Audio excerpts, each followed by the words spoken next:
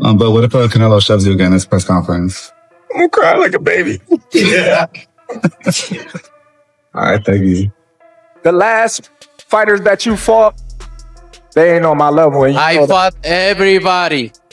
The last fighters you fought since 2000. Vegas was already buzzing, but everything exploded when Terence Crawford took on Canelo Alvarez in a brutal showdown that stunned the boxing world. When Crawford screamed, "Watch what I do to you," he wasn't bluffing. That wasn't trash talk, it was a battle cry. With their September 13th clash at Allegiant Stadium looming, tensions reached a boiling point. Two undisputed champs, a storm of bad blood, and the whole world watching. I don't want either one of you guys to get hurt.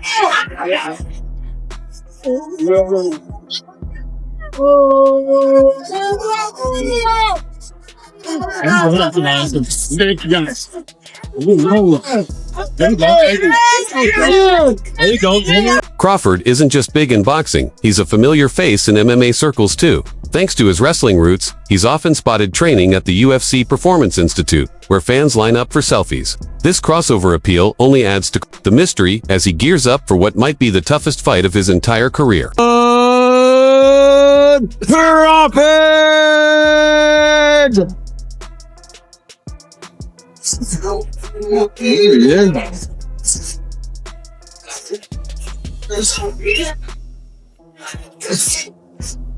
Four-time champion. He's slick, smart, and deadly. Crawford's confidence was on full display during recent press events.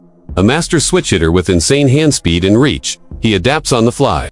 If fighting orthodox doesn't work, he flips to without missing a beat. That boldness. It's what made him one of the most dangerous boxers ever. The only running that I'm gonna be doing is running upside his head, and I can assure you that. Facts. And he got a big head too. Across from him stands Canelo Alvarez, the Mexican legend.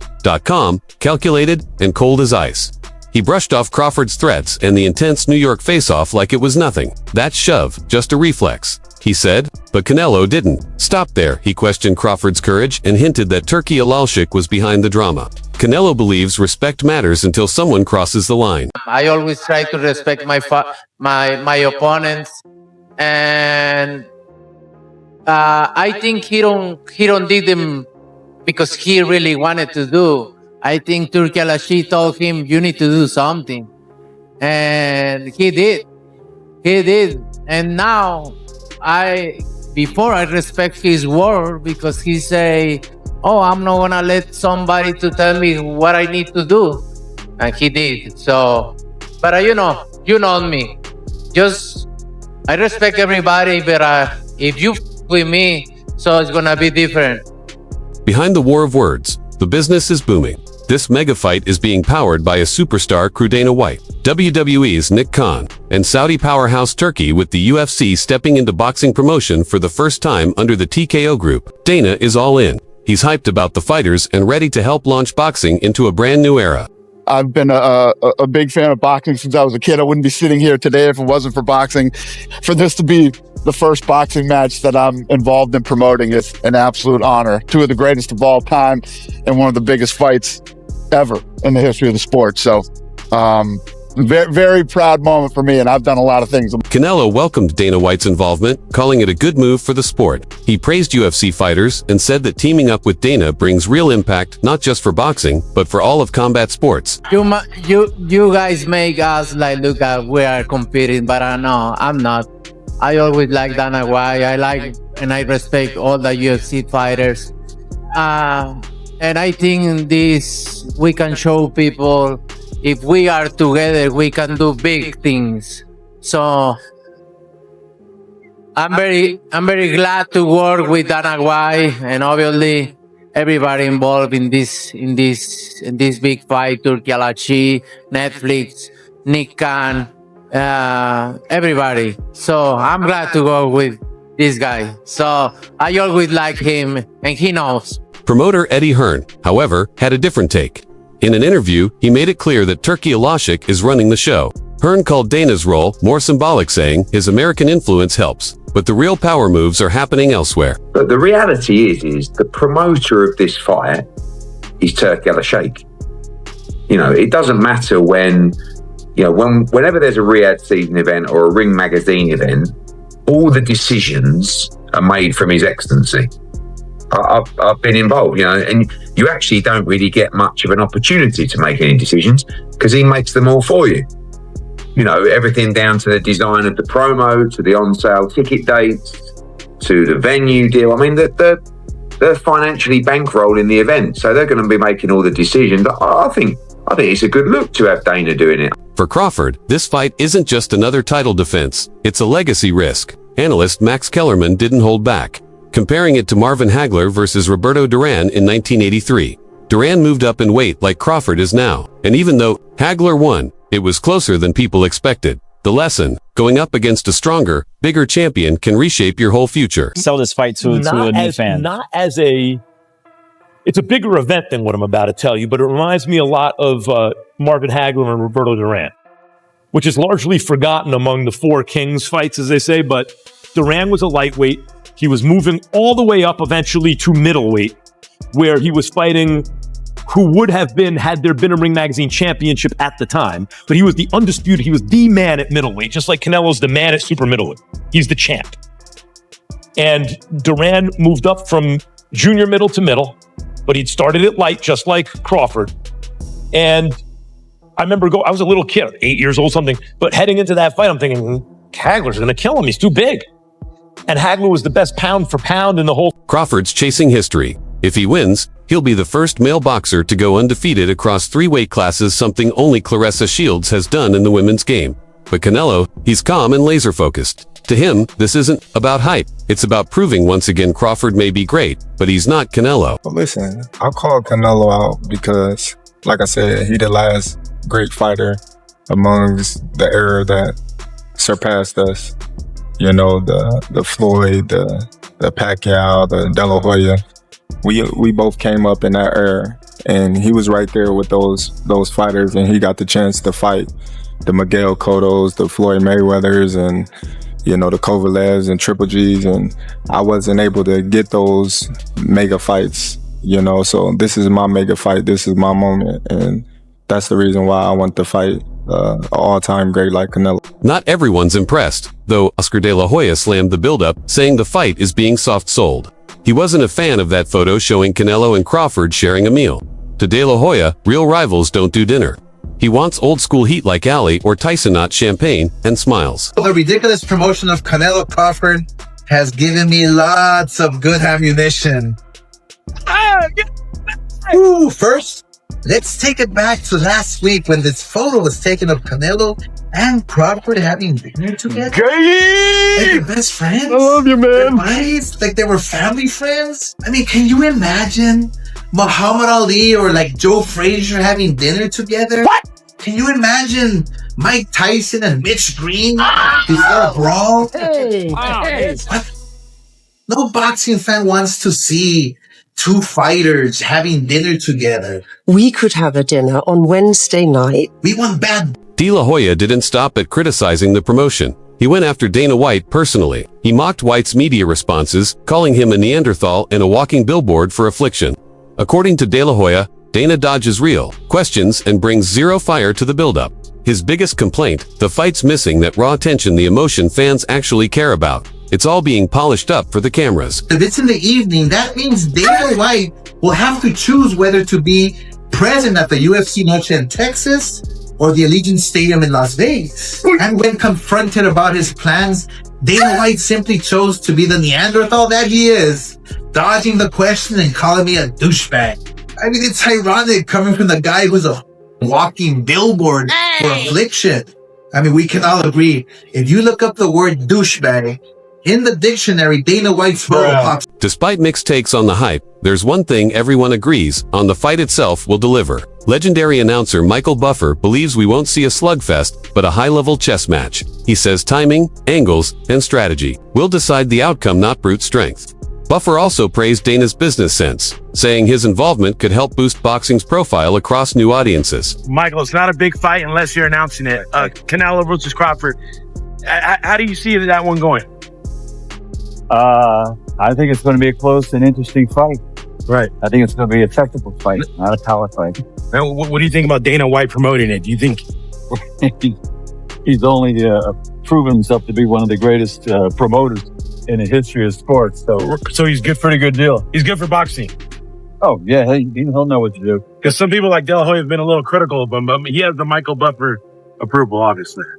For sure. You're the man. Thank you. Vidal Riley, the British cruiserweight champ, shared a detailed prediction. He sees the fight starting slow and tactical, with the first 3 or 4 rounds serving as a feel-out phase. But as things heat up, Riley believes Crawford will find his rhythm, especially if he switches from orthodox to southpaw like he's done so effectively in past battles. What fight are you expecting? I'm expecting a quiet 3-4 rounds. As the fight moves into the middle, I'd expect Crawford to find his rhythm. It all depends on what stance Crawford thinks is the one to use against Canelo as well, because we've seen him come out orthodox, have a bit of difficulties, and then just switch southpaw and then start winning the fight. So I wonder how Canelo's going to deal with that change of stance. Someone who is equally as good on both sides. It's not like he can switch a bit. He can say, you know what, orthodox, I'm losing, I'm just going to go southpaw for the rest of the fight. Canelo hasn't had to deal with a conundrum like that in a while. It's a very interesting fight. Will someone get dropped? Yes, someone's getting dropped. This level, bro, I don't write off anyone's abilities because we know Canelo can. Riley pointed out that it's been a long time since Canelo faced someone who could switch stances as seamlessly as Crawford. That unpredictability, it could be Bud's secret weapon. Riley didn't rule out knockdowns. Either he expects someone to hit the canvas, Canelo might land a crushing body shot. Sure, but Riley warned not to sleep on Crawford's return fire. He reminded fans that Bud's been preparing for this weight class all year. His power and durability are locked in. In the end, Riley followed his gut. Crawford wins by decision. No, genuinely, if you would have said Canelo versus Bob Crawford, we would have never believed it. Especially when one guy's fighting at middleweight, one guy's fighting at what? Light water. Do you know what I mean? It's like, you didn't expect it to happen, but Crawford looked big though.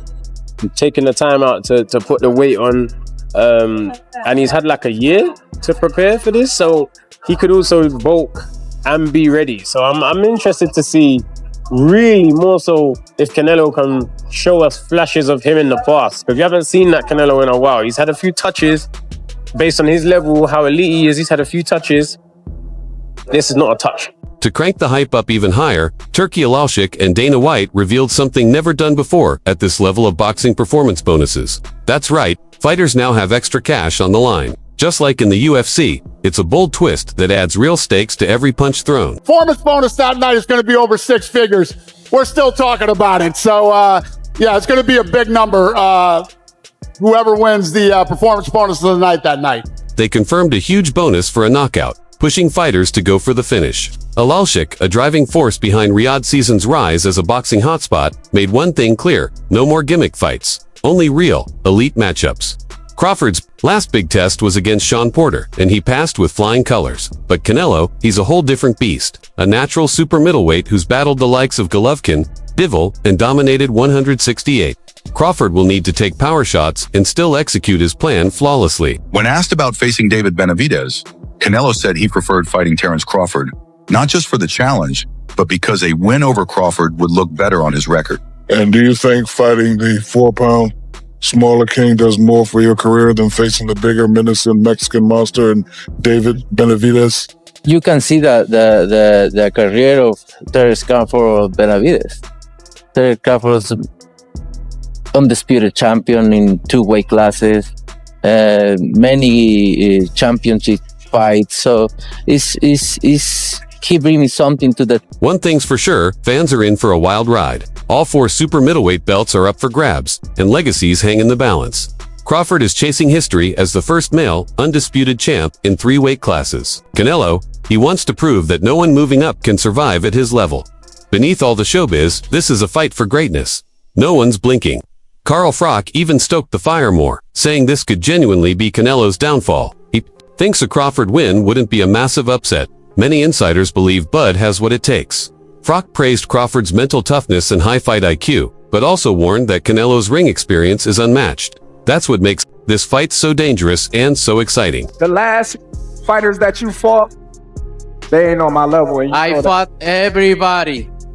The last fighters you fought since everybody. 2002. Mention me one. You Since mention me 2002. one elite fighter. Just one. You. Oh, me. Look, It's gonna be you. me. I don't And care you about will. anybody else. And you will see that. You. So when I beat you, is you gonna be a nobody? When I stump a mud hole in your ass, is you gonna be a nobody? Things everybody else been saying since I moved to 147, I ain't fought nobody. Every last one of them stump a mud hole in their ass and he gonna be next. Watch. Live, only on DAZN, June 28th. Jake Paul versus Chavez Jr. Buy now at DAZN.com/boxing. Meanwhile, boxing legend Jim Lampley weighed in, pointing back to Canelo's loss to Floyd Mayweather. He hopes Canelo learned from that night and comes sharper than ever. Lampley praised his consistency, power, and the fact that he's never been knocked out. In his eyes, Canelo poses a real threat to Crawford, and this bout will be one for the ages. Really don't. Although the Brits do want to see it because of the history of Ben Eubanks. So out of all the top fights that potentially could happen that I would want to see, and I think that boxing fans would want to see, especially boxing purists, it's going to be Canelo Alvarez and Terence Crawford. It's got to be all day long. I mean, Terence Crawford is just an unbelievable talent, and we've never seen him beat. So when there's somebody who's unbeaten, you always want to see how they're going to cope with somebody who's potentially got a massive favourite. We saw what happened to Amir Khan when he stepped up from welterweight. He got absolutely ironed out. But that's sometimes what happens. If somebody's smaller coming up to a bigger weight division, they get clipped on the chin. They're not used to taking that punch power. And up at light middleweight, when Terence Crawford stepped up to... Absolutely, he's smart. He knows this business as well as anybody. So no, it's not surprising that Canelo learned from Floyd and has employed some of that in the retention of his career. Canelo still knows how to make fireworks when he absolutely has to make fireworks. But at the end of the day, he's a counterpuncher. He's a great defender. He has the most solid punch resistance of anybody in the sport. Nobody's ever knocked him off balance. Nobody's ever really knocked him down. There's only one official knockdown in his career, and it was because he bounced off the ropes when Jose Cotto hit him with a hard shot to